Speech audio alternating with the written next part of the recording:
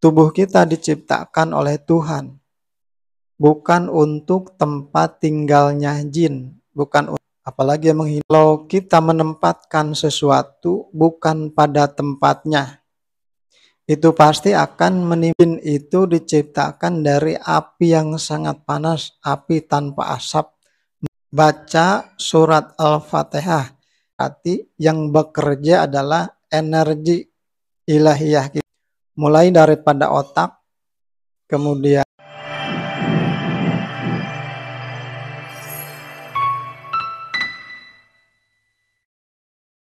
saudara sekalian yang saya cintai, dimanapun berada, salam untuk semuanya, sampurasun, rahayu, rahayu, rahayu. Alhamdulillah kita berjumpa lagi, alhamdulillah kita bersyukur bahwa kita semua selalu berada di dalam kasih sayang Allah. Kita semua selalu berada di dalam kasih sayang Tuhan. Dan selanjutnya untuk tema bahasan, untuk obrolan kita sekarang ini, kita akan membahas bagaimana cara mengeluarkan jin dari tubuh sendiri tanpa bantuan orang lain. Apakah bisa itu dilakukan? Tentunya segala sesuatu itu ada caranya, ada ilmunya. Jadi kita bisa mengeluarkan jin dari tubuh sendiri. Sekalipun kita tidak mempunyai ilmu kesaktian, sekalipun kita tidak belajar ilmu gaib, ilmu kebatinan, itu nanti bisa dilakukan.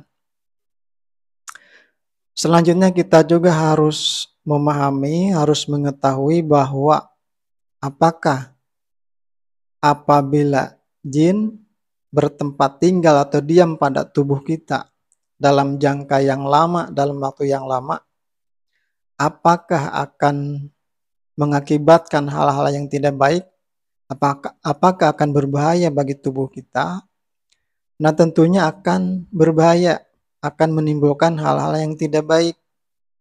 Nah, bisa saja nanti mempengaruhi kepada aliran darah atau sirkulasi darah kita, bisa saja mempengaruhi kepada emosional kita, kepada mental kita.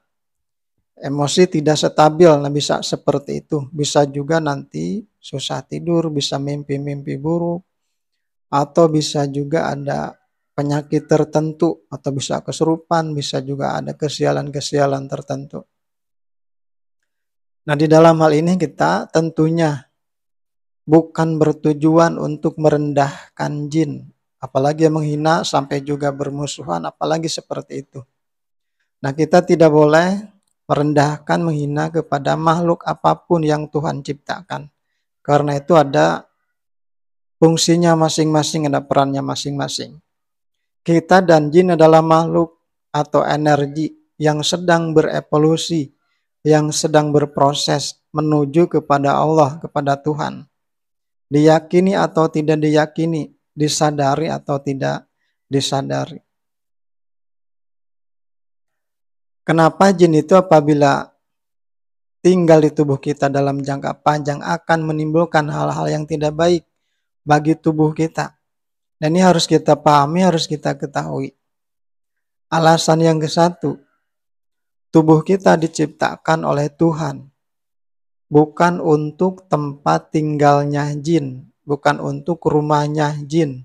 Akan tetapi tubuh kita ini adalah untuk ruh kita, untuk hidupi kita.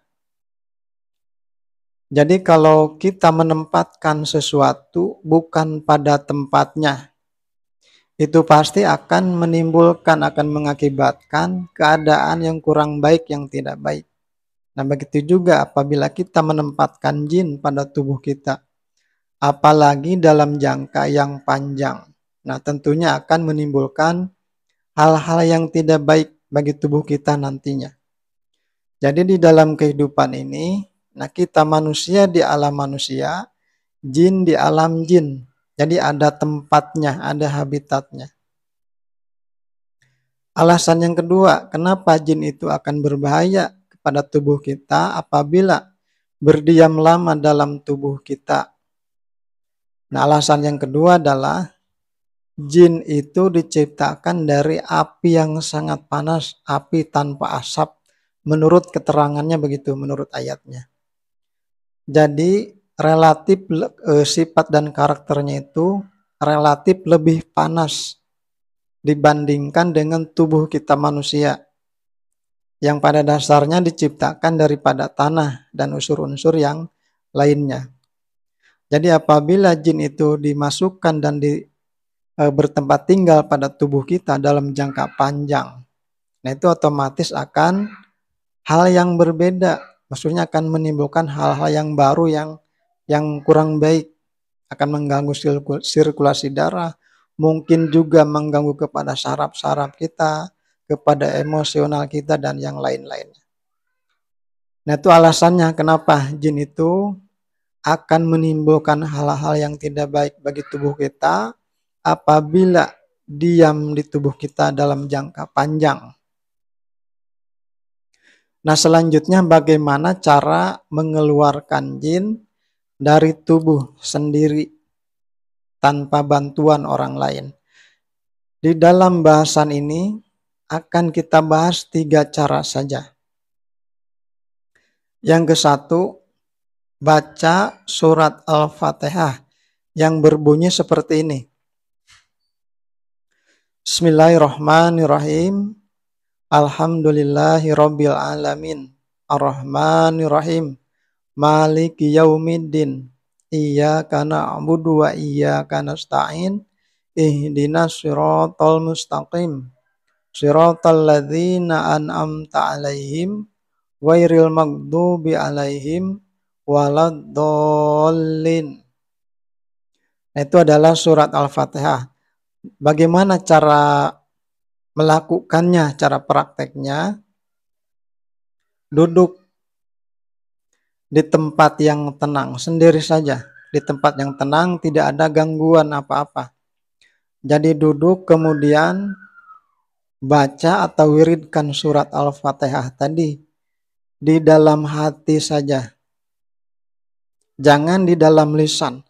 Kenapa harus dibaca di dalam hati? Kenapa tidak dengan lisan?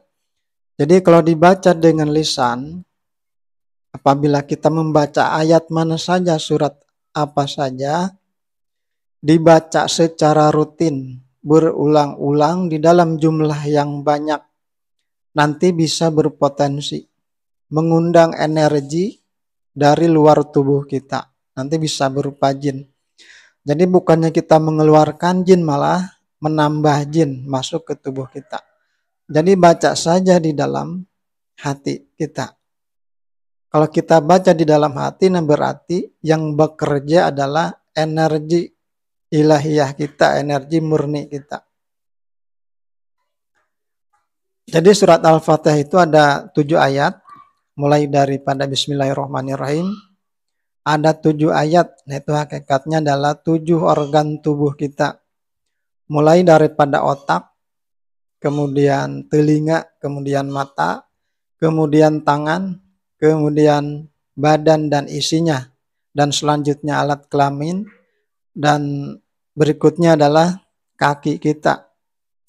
Jadi kalau kita membaca atau mewiridkan surat Al-Fatihah, nah di dalam hati kita, nanti energi ilahiyah kita akan membersihkan secara otomatis dari dalam, akan mengeluarkan energi-energi negatif termasuk jin dari 7 organ tubuh yang saya sebutkan tadi. Nah selanjutnya berapa jumlahnya? Nanti ketika berzikir itu, ketika membaca surat Al-Fatihah tadi, jumlahnya jangan dihitung, akan tetapi waktunya saja yang ditentukan. Nah misalkan begini, mau duduk 1 jam, duduk saja 1 jam. Baca atau wiridkan surat Al-Fatihah di dalam hati. Misalkan mau duduk 30 menit, duduk 30 menit. Baca surat Al-Fatihah di dalam hati selama 30 menit. Nah tergantung kesanggupan masing-masing, mau 1 jam, mau 30 menit, mau 2 jam, terserah kesanggupan masing-masing. Nah lakukan saja berapa kali sehari bebas. Lakukan setiap hari sampai sembuh, artinya sampai keluar jinnya dari tubuh kita. Misalkan 1 minggu belum sembuh, lakukan ditambah lagi. Misalkan tambah lagi seminggu belum sembuh, tambah lagi. Lakukan saja sampai sembuh. Insya Allah sembuh nanti. Insya Allah keluar jin dari tubuh kita. Jin dari mana saja, bisa jin dari ilmu yang dipelajari, jin dari jimat-jimat pusaka, ataupun jin dari guna-guna dan lain-lain. Insya Allah nanti keluar, insya Allah nanti sembuh. Nanti ada reaksi ketika kita nanti membaca atau berzikir surat Al-Fatihah, nanti ada reaksi. Nanti reaksinya berbeda-beda tergantung besar kecilnya kekuatan jin yang ada pada tubuh kita. Tergantung sedikit atau banyak jin yang ada pada tubuh kita. Nanti reaksinya ada yang ngantuk, ada yang nguap, ada yang sendawa, bisa juga bergerak-gerak pada tubuh tertentu, bisa pada tangan atau pada apa saja. Bahkan bisa saja nanti seperti suara nanti di dalam kita ini. Atau bisa juga nanti terasa persendian, tulang-tulang itu akan linu, akan sakit apabila jin itu sudah sangat kuat atau banyak di tubuh kita. Jadi reaksinya semakin besar, semakin terasa nanti. Itu cara yang ke-1, dengan cara membaca atau mewiridkan surat Al-Fatihah di dalam hati. Cara yang kedua untuk mengeluarkan jin dari tubuh sendiri tanpa bantuan orang lain. Cara yang kedua adalah dengan cara pernapasan. Cara pernapasan seperti berikut ini. Sama caranya duduk di tempat yang tenang, yang aman. Duduk saja sendiri. Jadi pernapasannya seperti ini. Hisap dari hidung seperti biasanya. Kemudian hembuskan dari mulut seperti ini.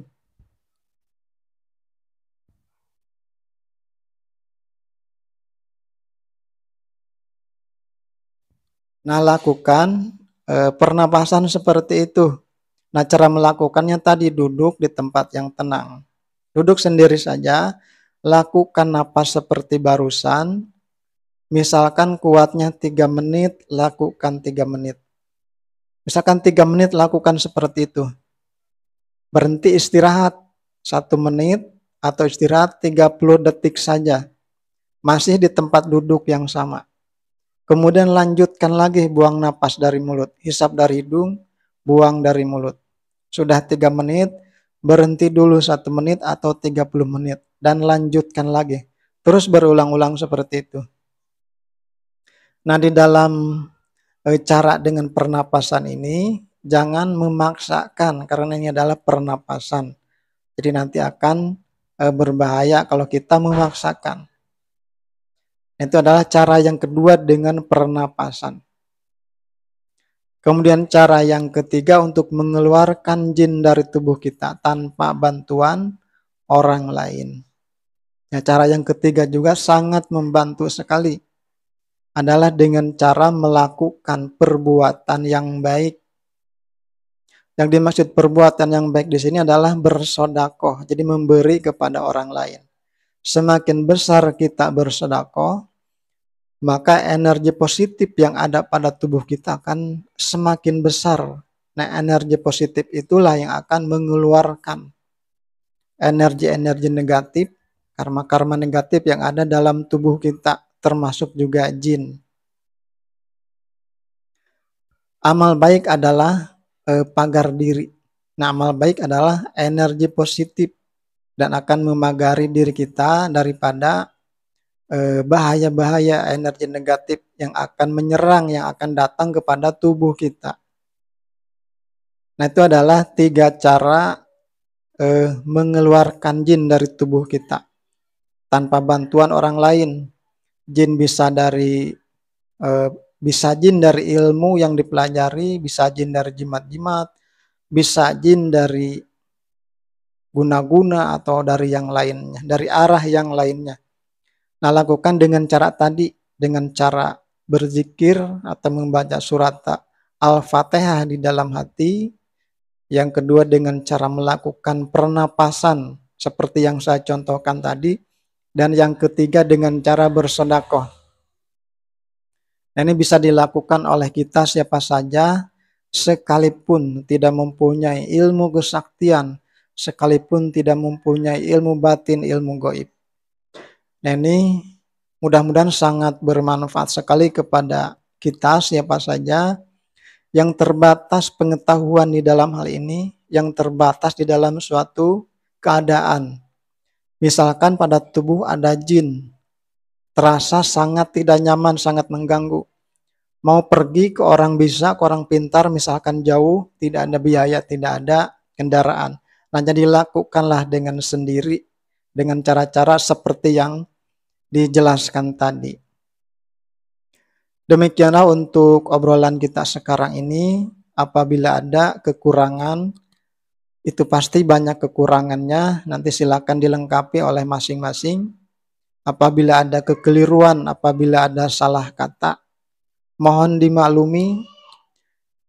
Semoga saja obrolan ini ada manfaatnya dan insya Allah kita berjumpa di dalam obrolan yang berikutnya, di dalam video yang berikutnya. Dan tentunya salam untuk kita semua.